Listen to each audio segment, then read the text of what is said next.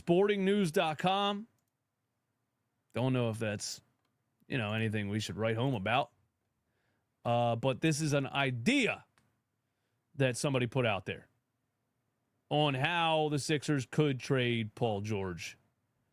76ers could swap Paul George for $195 million star forward in hopes of appeasing. See, that's what every move the 76ers make this offseason will be in hopes of appeasing Philly fan base this offseason. It's funny the clickbait title, $195 million star, so that you're like, who's that? I got to click to find out. Maybe I'll use that as the title for a clip of this video. But the $195 million star that he's talking about is Lauri Markanen. And this is probably pretty damn unrealistic, but would be, I think, the perfect scenario. The perfect way. The best case scenario of getting out of the Paul George situation would be this. The Philadelphia 76ers have some work to do this summer in what's been an underwhelming season. The Sixers will have to regroup and assess their roster. It went from a potential contender to a lottery team in a short time. Although I thought they were a lottery team when they started the season 3-15. I thought they were a lottery team when they started 0-3. And getting back on track could require drastic measures if they want to make some changes. It could start with the draft. Sixers will likely have a top pick. If it lands in the top 6, they retain it. If it falls outside of that range, it goes to Oklahoma City. With this pick, Philadelphia could bring in young talent like Dylan Harper. By the way, as we get closer to the draft, I will be talking about some Dylan Harper, some Jeremiah Fears, some, what's his name, Edgecombe, a couple others, Ace Bailey and those guys, but some others. I really like Dylan Harper he's looking like an NBA player the more and more I watch highlights and clips of Dylan Harper. But anyway, that's if it lands in the top 6. On the other hand, if they really feel daring, they could trade that pick for an established player. Fansided's Matt John considered this in a deal as he proposed a deal where the Sixers receive Lauri Markanen. I will say a top 5 pick in this draft might be the only way Danny Ainge trades Lauri Markanen.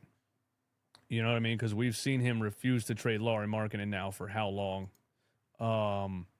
And really, you're just sitting on Lauri Markkanen's prime and still not trying to win. It doesn't feel like the Jazz are trying to build around Lauri Markkanen. I'm not sure. But I would think if, after trading Rudy, after trading Donovan Mitchell, everybody thought they were going to trade Markkanen. They didn't trade Markkanen. I would think, a top 5 pick in this draft would probably get Danny Ainge to budge on Lauri Markkanen. And that's a way that you get out of, you attach Lauri Markkanen to Paul George, and both teams win. You say to the Jazz, we'll give you top 6 pick in the draft if you take Paul George. And they're like, we want the top 6 pick in the draft. We know we're not going to win for a while, so that next 3 years of his contract, we can just see it through, or we can see it for a year and try to trade him with 2 years left on the deal, whatever it is. It's not crazy unrealistic. Then the other side of it is, would I even want to trade a top 6 pick in this draft straight up for Lauri Markkanen right now? Because I think that the 76ers, without Joel Embiid healthy, and I hate to say it again, but I'm feeling like he's not gonna be healthy. I'm feeling like Joel Embiid's not gonna get back to that MVP status that we were used to, that made us a contender every year. Joel Embiid no longer being an MVP contender, I don't think the Sixers are going to be a contender for a couple years anyway. So I think you use that draft pick to draft another player for the future rather than trading for Lauri Markkanen, who's on a max contract, and still having a couple of years of trying to figure out this Tyrese Maxey, Jared McCain, Quentin Grimes, Justin Edwards thing. And any other players you want to throw in there, Adem Bona, I guess. But yeah, I don't think the Sixers, that sucks to say, man, but I don't think the Sixers are going to be a championship contender anytime soon. I think you got to jump on a rebuild quickly.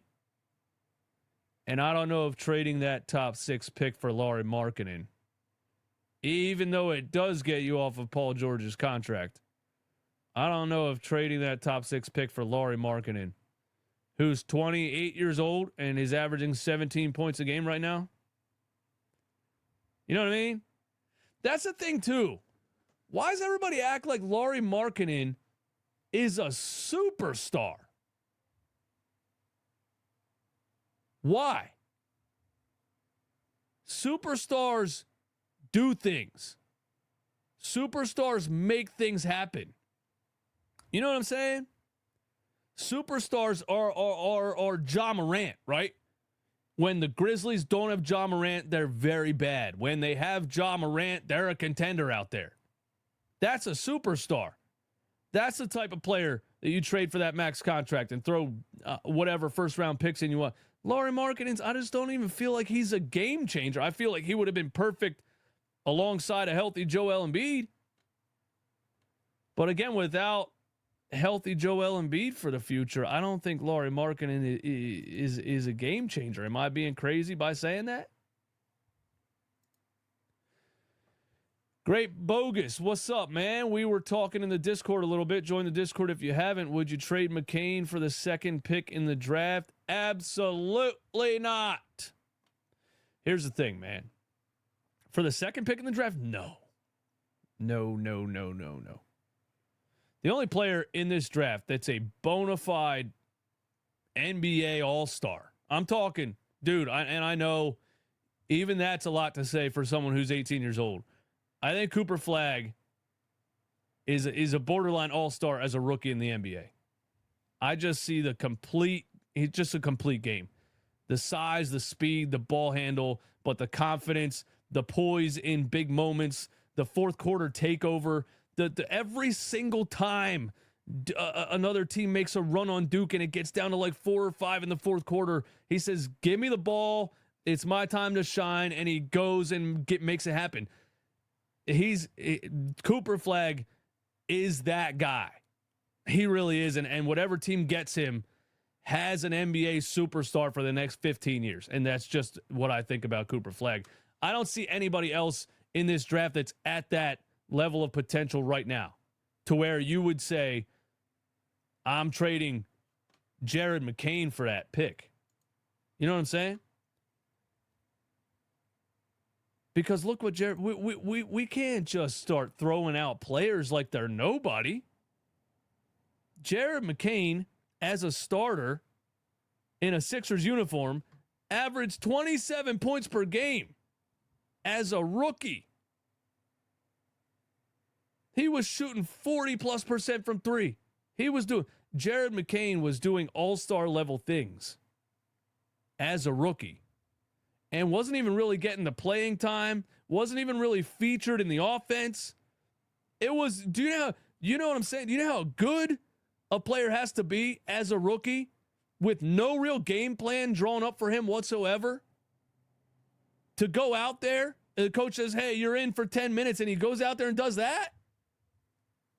He was creating his own system every time he touched the ball.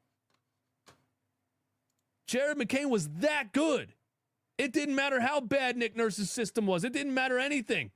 This kid dropped 35 and 10 against the Cleveland Cavaliers with nobody next to him in that game. That's a potential that I'm not trading for any. Jared McCain's potential is damn near Cooper Flagg's potential.